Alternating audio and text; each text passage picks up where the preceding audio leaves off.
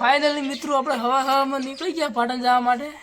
તો બ્લોકમાં બન્યા રહેજો. શું કેવું જયસિંહભાઈ? હા ભાઈ ઘર વળતું થાય રહ્યું જયસિંહભાઈ. અમારા રાકેશભાઈ આમ તો જકુભાઈ લાડમાં કહે છે પણ અસલ નામ છે રાકેશભાઈ. હા ફાઇનલી મિત્રો આપણે વિરુભાઈ પહોંચી ગયા છે. તમે જોઈ શકો છો આ વિરુભનું પાટિયું છે. હવે હાઈવે ઉપર ચડવાનું છે આપણે.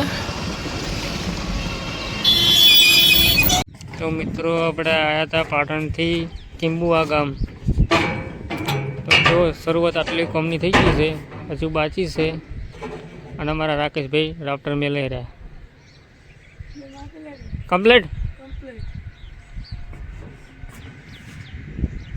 તો મિત્રો આપણે સ્ટ્રક્ચર તો પતી ગયું છે. જુઓ પત્ર પર બનાવ્યું હતું.